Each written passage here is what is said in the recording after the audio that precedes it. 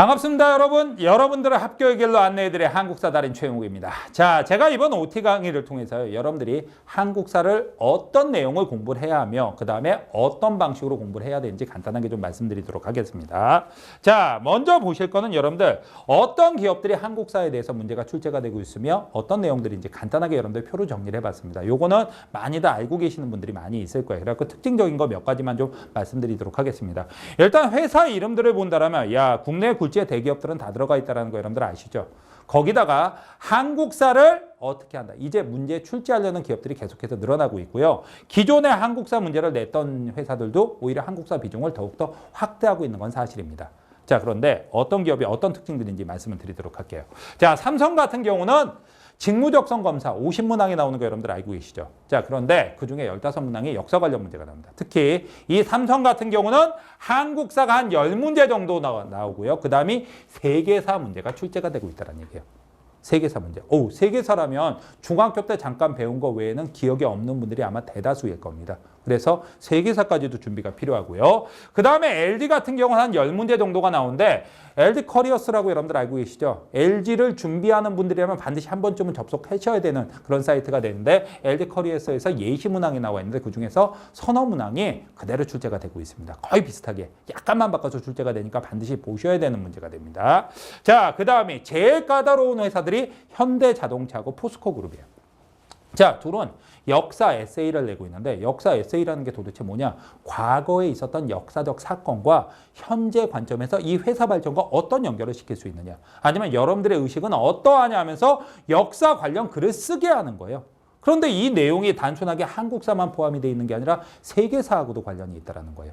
그래서 뭐 대표적인 문제가 몽골 제국에 발전하고 기업 발전을 연결시켜라는 문제도 있었고요. 그래서 여러분들이 이거는 굉장히 공부도 어느 정도 심층적으로 좀 하셔야 되고요. 문제 난이도도 높기 때문에 심층적으로 하셔야 되고 그 다음에 생각도 많이 하셔서 글을 써야 됩니다. 그러니까 이게 만만치가 않아요.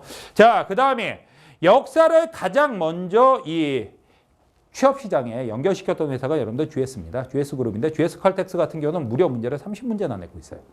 30문제나 내고 있는데 여기서 면제받을 수 있는 방법이 있는 거 아시죠, 여러분들? 한능검 3급 이상.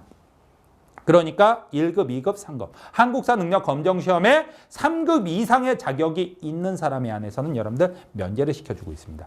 그래갖고 이 자격증들 많이 따시고 계세요. 자, 그리고 또 하나가 GS 예제가 있는데 GS 사이트에 가보면 여러분들 예제가 있는데 이 예제에서 여러분들 실제로 그 예제 나온 문제를 보면 한국사 능력 검정 시험 중급 문제들입니다. 자, 그런데 거기서 15문제를 토시 하나 안 받고 똑같이 출제를 합니다.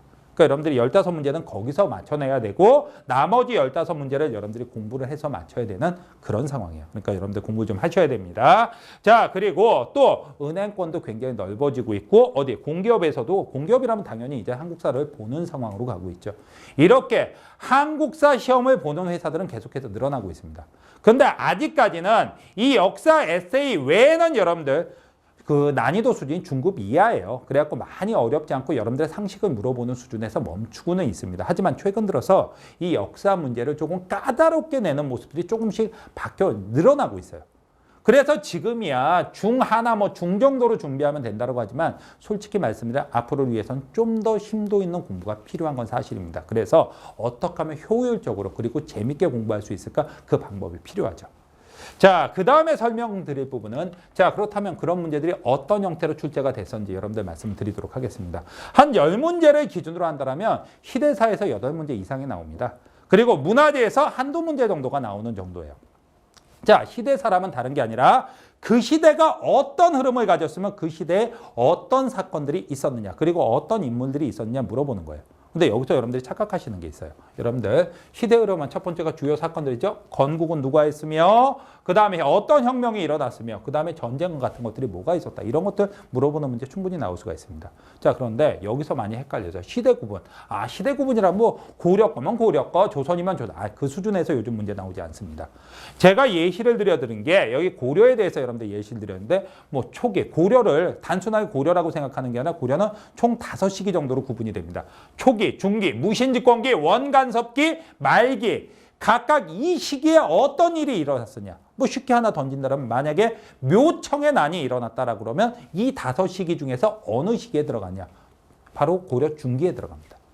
자, 이런 것처럼 여러분들이 이 한 시대 내에서도 어디에 그 세분해 갖고 시대를 구분할 수 있는 능력이 필요해요. 단순하게 공부하시면요, 여러분들 이거 맞추기가 어렵습니다.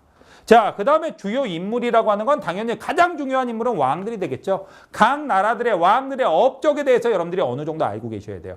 뭐 특히 그 왕이 왕권 강화를 한 임금이라면 아니면 또 개혁군주라면 더더욱 알고 있어야 되겠죠. 그 다음에 대표적인 정치인들, 그 다음이 사상가들, 이황, 이 아니면 불교에서 의천이나 진울, 원효 같은 사상가들은 반드시 알아두셔야 됩니다. 자, 그 다음이 문화재가 나오는데요. 자, 문화재 같은 경우는 여러분들 뭐가 있느냐? 첫 번째 나오는 건 가장 많이 출제가 됐던 유형이 시대 구분이에요. 조선 문화재냐, 고려 문화재냐, 신라 문화재냐 이런 것도 구분할 수 있는 능력. 자, 그리고 또 하나가 많이 얘기가 되는 거 우리가 가장 자랑스럽게 얘기할 만한 문화재들. 유네스코 지정, 세계문화유산들 있죠. 대표적인 게 뭐 팔만대장경이라든가 석굴암이라든가 이런 것들.